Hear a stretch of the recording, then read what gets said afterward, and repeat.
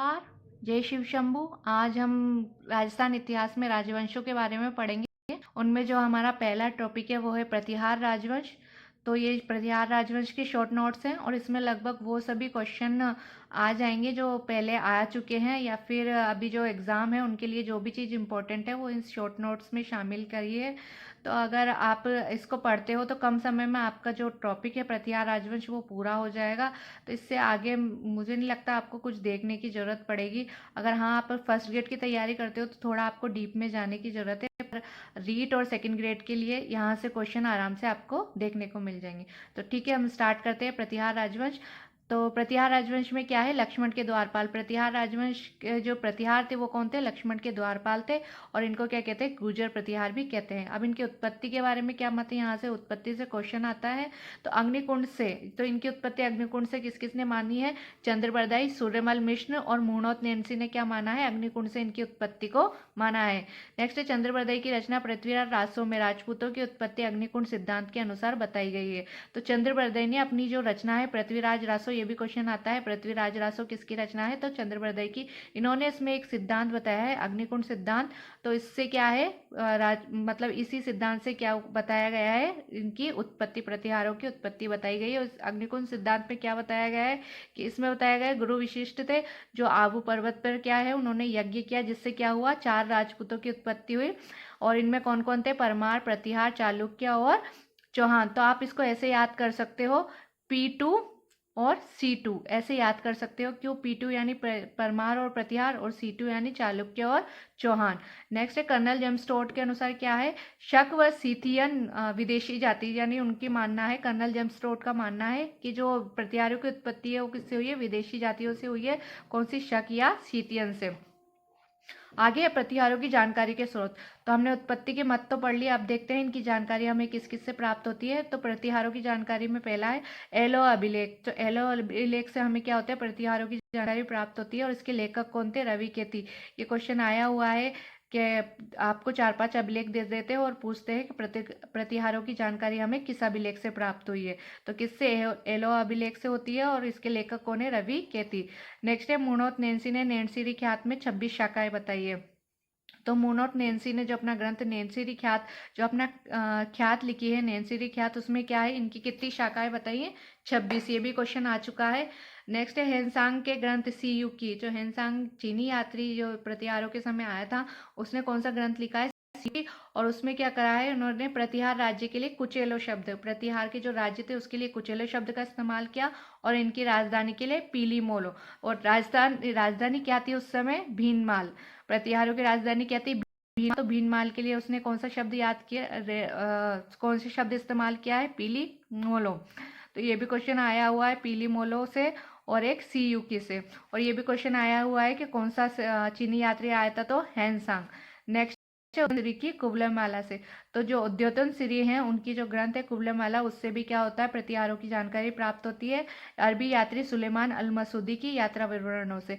तो प्रतिहारों के समय जो अरबी यात्री आए थे सुलेमान और अल मसूदी, तो उनके जो यात्रा के विवरण हैं उनसे भी प्रतिहारों की जानकारी हमें प्राप्त होती है।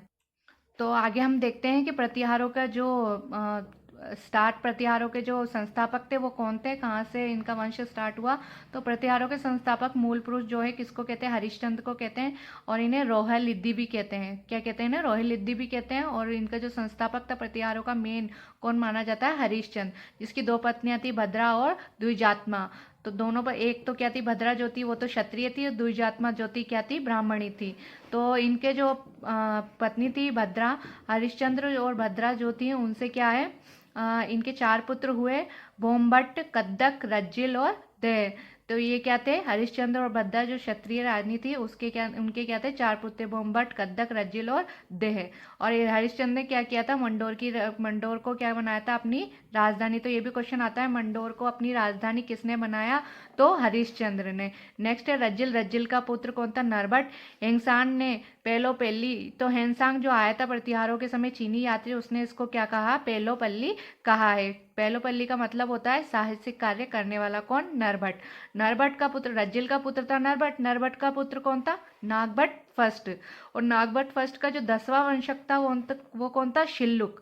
शिल्लुक ने क्या करा? मंडोर का सिद्धेश्वर मंदिर का निर्माण। ये भी क्वेश्चन आता है कि मंडोर के सिद्धेश्वर मंदिर का निर्माण किसने करवाया? शिल्लुक ने। और शिल्लुक के क्या है? 2 पुत्र थे, कक्कुक और बाउक। तो कक्कुक जो है उसका संबंध किससे है?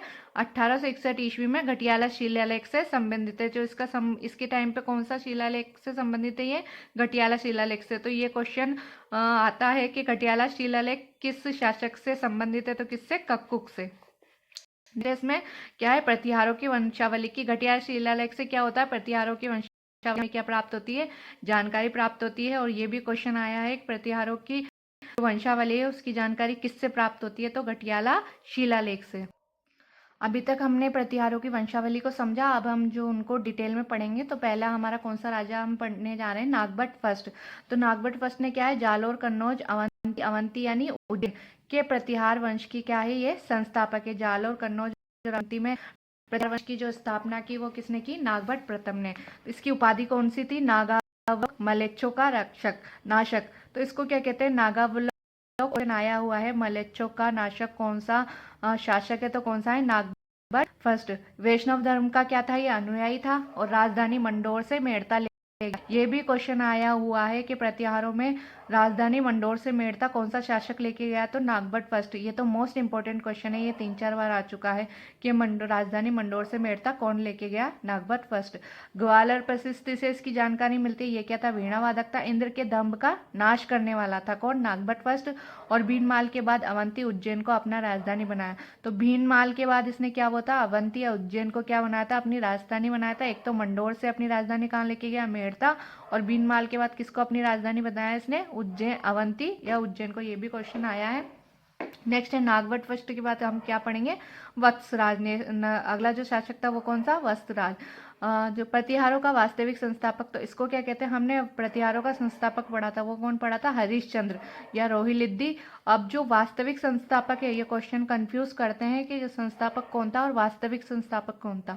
तो संस्थापक तो कौन था? हरिश्चंद्र, रोहिलिद्दी। और वास्तविक संस्थापक अगर हम बोलते हैं प्रतिहारों का, गुर्जर प्रतिहारों का, तो कौन सा? वत्सराज।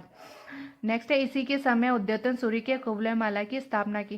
तो ये भी क्वेश्चन आता है कि उद्योतन सूरी ने कुवलय माला अपने जो ग्रंथ है उसकी स्थापना किसके समय की है? वत्सराज के समय। जिनसे सूरी ने हरिवंश पुराण की रचना की है इसी के समय। वत्सराज के समय ओसिया के सूर्य मंदिर, ओसिया के जैन मंदिरों का निर्माण हुआ। तो ये क्वेश्चन मोस्ट इंपोर्टेंट है कि ओसिया के सूर्य मंदिर और ओसिया के जैन मंदिरों का निर्माण किसके समय हुआ? वत्सराज के समय। ये पूछा जाता है। महामारू शैली जो, और ये जैन मंदिर जो बनाए गए हैं वो कौन सी शैली में बनाए गए हैं? महामारू शैली में। गुर्जर प्रतिहार शैली या महामारू शैली इसको बोलते हैं। ये क्वेश्चन भी आया हुआ है कि जो ओसिया के जैन मंदिर हैं वो कौन सी शैली में बने हुए हैं? तो महामारू शैली में। और ये किसको समर्पित है? महावीर स्वामी को समर्पित है। नेक्स्ट हमने नागभट्ट फर्स्ट पढ़ा, वत्सराज पढ़ा। अब हम नेक्स्ट जो पढ़ेंगे वो है नागभट्ट द्वितीय। इसकी उपाधियां क्या है? उपाधि सभी शासकों की क्या हुई? उपाधियां दी हुई है। तो ये हमें याद करना जरूरी है क्योंकि किसी की भी उपाधि पूछ लेते हैं। तो नागभट्ट द्वितीय था, उसकी उपाधि कौन कौन सी थी?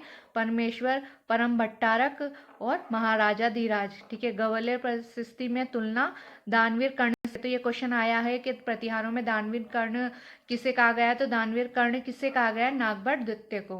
गंगा नदी में जल समाधि ली। ये भी क्वेश्चन आया हुआ है कि ऐसा कौन सा प्रतिहार शासक था जिसने क्या हुआ? जल समाधि ली। तो कौन था? नागभट्ट द्वितीय। नेक्स्ट पढ़ते हैं मिहिर भोज। पिता रामभद्र की मृत्यु कर शासक बना। तो ये क्या हुआ? अपने पिता की क्या की थी? मृत्यु। पिता का नाम क्या था? रामभद्र। और उसी की क्या की थी? मिहिर भोज ने मृत्यु की थी। तो ठीक है। तो इसे क्या कहा जाता है? प्रतिहारों का पितृहंता। ये क्वेश्चन आता है कि प्रतिहारों का पितृहंता कौन है? तो मिहिर भोज है। ग्वालियर प्रशस्ति का निर्माता, तो इसने क्या करा था? ग्वालियर प्रशस्ति का निर्माण करवाया था। ये भी क्वेश्चन आया हुआ है। इनमें से आदिवाराह, तो ग्वालियर प्रशस्ति में मिहिर भोज को क्या कहा गया है? आदि वराह कहा गया है। और चांदी के सिक्के इसने क्या किए, जारी किए। ओसिया का वराह मंदिर का निर्माण किसने कराया, मिहिर भोज ने ही ओसिया के वराह मंदिर का निर्माण कराया। और ओसिया के ये जो वराह मंदिर है, ये वराह मंदिर और जगह भी है, जैसे ओसिया में वराह मंदिर का निर्माण तो मिहिर भोज ने कराया, पर आहड़ उदयपुर वराह मंदिर, यानी आहड़ में जो उदयपुर में जो आहड़ में वराह मंदिर है उसका निर्माण अल्लट ने करवाया। और पुष्कर में जो वराह मंदिर है उसका निर्माण किसने कराया, अर्णोराज ने। तो ये तीन जो वराह मंदिर है वो अलग अलग है। ओसिया में जो वराह मंदिर है वो तो मिहिर भोज ने बनवाया, पर उदयपुर आहड़ में जो वराह मंदिर है उसका निर्माण अल्लड़ ने कराया। और पुष्कर में जो वराह मंदिर है उसका निर्माण किसने कराया, अर्णोराज ने कराया। अरबी यात्री सुलेमान इसी के समय भारत आया। तो जो अरबी यात्री सुलेमान था, जैसे हमने दो पढ़े थे कि अरबी यात्री आए थे दो यहाँ पे, तो उनमें एक कौन था, सुलेमान था। सुलेमान किसी के समय आया, मिहिर भोज के समय आया सुलेमान। ये भी क्वेश्चन आता है कि सुलेमान किसके समय भारत आया अरबी यात्री, तो मिहिर भोज के समय। मिहिर भोज को बरुआ इस्लाम का सबसे बड़ा शत्रु कहा। तो जो सुलेमान था उसने क्या कहा, मिहिर भोज को बरुआ कहा। बरुआ का मतलब क्या होता है, इस्लाम का सबसे बड़ा शत्रु। नेक्स्ट हम जो पढ़ेंगे महेंद्रपाल। महेंद्रपाल में क्या है, महेंद्रपाल में इंपॉर्टेंट आता है इसके जो राजकवि है, तो इसके राजकवि कौन थे, राजशेखर थे। ये क्वेश्चन आता है, राजशेखर किसके समय के राजकवि थे, तो महेंद्रपाल। उपाधि क्या है इसकी महेंद्रपाल की, रघुकुल तिलक और रघुकुल चूड़ामणि। हिंदू भारत का अंतिम हिंदू राजा, यानी इसे कहा जाता है महेंद्रपाल को हिंदू भारत का अंतिम हिंदू राजा कहा जाता है। और इसका जो राज्य कवि था राजशेखर, उसकी जो रचनाएं वो भी पूछी जाती है। कौन कौन सी रचनाएं उनकी, ये मोस्ट इंपॉर्टेंट है रचनाएं, काव्य मीमांसा, कपूर मंजरी। इसका जो सर्वश्रेष्ठ नाटक, कपूर मंजरी क्या है, एक नाटक है, क्या है, सर्वश्रेष्ठ नाटक है। बाल रामायण, बाल भारत, भुवन कोश, विद्वाशाल मंजिका भंजिका, और हरविलासा, और प्रबंध कोश। प्रबंध कोश से क्वेश्चन आया हुआ है कि प्रबंध कोश किसकी रचना है, तो प्रबंध कोश किसकी रचना है, राजशेखर की रचना है। तो महेंद्रपाल का जो राजकवि था कौन था, राजशेखर, उसकी ये रचनाएं बहुत इंपॉर्टेंट है। काव्य मीमांसा और कपूर मंजरी, इनसे भी क्वेश्चन आया हुआ है। बाल रामायण से भी क्वेश्चन आया हुआ है, और एक प्रबंध कोश, इन चारों से क्वेश्चन आया हुआ है। तो ये भी क्वेश्चन दे देते हैं, तीन इनमें से दे देंगे और एक किसी और की आपको रचना दे देंगे और पूछेंगे कि कौन सी राजशेखर की रचना नहीं है। ठीक है, नेक्स्ट राजा जो है वो है महिपाल। इसकी उपाधि कौन सी थी, रघुकुल मुकुटमणि और रघुकुल मुक्तामणि। अरबी यात्री इसके समय कौन आया था, अल मसूदी। तो पहले सुलेमान आया था किसके लिए, मीर भोज के समय तो कौन आया था, सुलेमान। और महिपाल के समय कौन सा अरबी यात्री आया, अल मसूदी। इसी समय आया प्रतिहार राज्य के लिए अल गुजर शब्द। तो प्रतिहार राज्य के लिए जो अल मसूदी था उसने कौन सा शब्द इस्तेमाल किया, अल गुजर। और प्रतिहार के राजाओं के लिए कौन सा शब्द इस्तेमाल किया, बोरा शब्द। ये भी क्वेश्चन आया है कि बोरा शब्द का इस्तेमाल किसने किया प्रतिहार के राजाओं के लिए, अल मसूदी ने। नेक्स्ट जो राजा हैं वो राज्यपाल हैं। गजनवी का कन्नौज पर आक्रमण अधीनता स्वीकार। तो इसने क्या, राज्यपाल ने क्या करा, गजनवी का जो है इसके समय, राज्यपाल के समय कन्नौज पर आक्रमण हुआ और इसने क्या करा, कन्नौज की अधीनता स्वीकार कर ली। राज्यपाल के पास कौन से शासक आते हैं, त्रिलोचन पाल। और त्रिलोचन पाल के कौन से आते हैं, यशपाल। यशपाल कौन थे, जो प्रतिहार वंश है उसके क्या थे, अंतिम शासक थे। तो ये हमारा गुजर प्रतिहार वंश पूर्ण होता है। इसमें से मैंने लगभग जो आए हुए क्वेश्चन है उन सभी को शामिल करने की कोशिश की इन शॉर्ट नोट्स में थे। और रीट में तो इसमें से लगभग बिल्कुल रीट के लिए सफिशिएंट है, इससे ज़्यादा कुछ पढ़ने की ज़रूरत भी नहीं, लगभग इसमें से क्वेश्चन कवर हो जाएंगे। तो आगे हम नेक्स्ट वीडियो में नेक्स्ट राजवंश के बारे में पढ़ेंगे। Thank you. जय शिव शंभू।